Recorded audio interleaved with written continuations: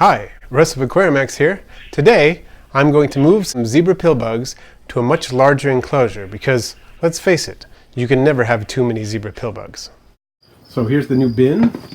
As you can see, I've put quite a few holes in the top. They're covered by a white chiffon to keep fungus gnats out, and then on each side I've done the same thing.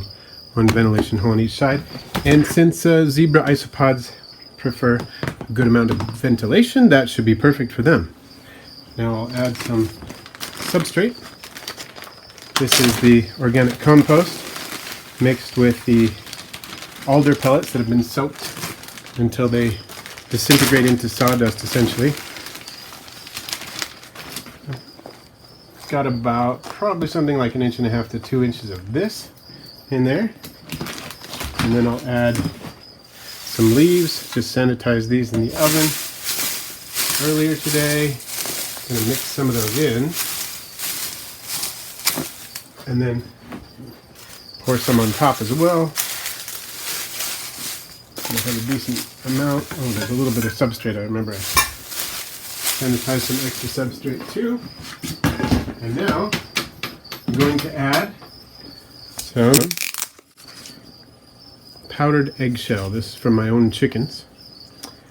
So I'm going to add a bit of that to the substrate as well. I'm going to let that mix in a little bit. I still have some oak leaves left from Brian. Thanks again, Brian, for all the oak leaves. I'd like to mix some of those in. And he also gave me some acorn caps. I'll put some acorn caps in too. The isopods love to hide in those. Toss some magnolia leaves in. Again from Brian.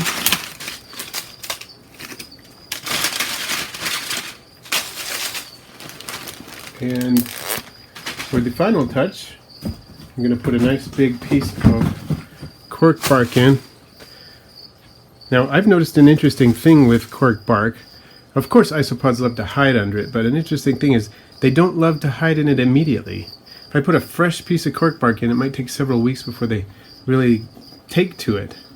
But once they do, they love that piece of cork bark, and you can move that piece of cork bark to another enclosure and they'll be fine. This is a fresh piece, so it might take them a while to get used to it.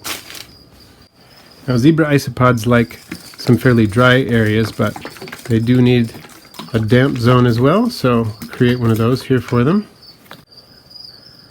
Now, here are some of the zebra isopods I'm going to be rehoming. I've got a number of adults in here and quite a few younger ones. And then I'm going to be taking some from one of my other enclosures. Of course, the easiest way to do this is to just dump the entire contents of the enclosure in. So that's what I'm going to do. First, I'm going to skim off some of the top layers of leaves and whatnot. Spread them around. And then just kind of dig down. I'm going to dump all this in. That way I don't lose a single isopod when I'm moving them.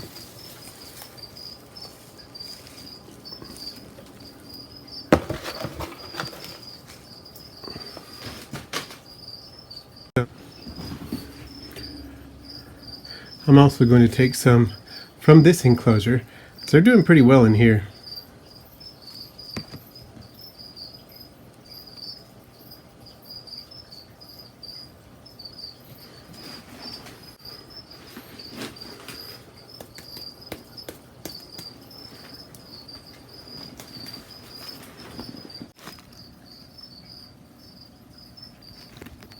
Now I'll just cover this up a little bit with some of the leaf litter.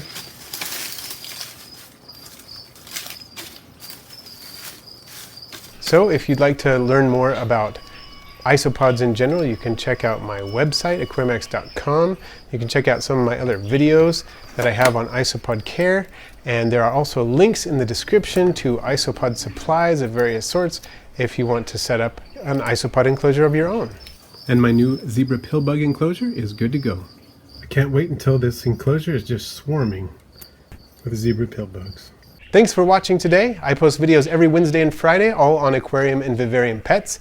Please feel free to share, rate, leave a comment, And if you haven't already, subscribe!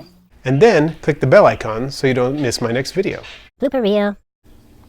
Thanks for watching today. I post videos every Wednesday and Friday, all on aquarium and vivarium pets. Please feel free to leave a comment, a share, a like, or drive by with a really loud motorcycle.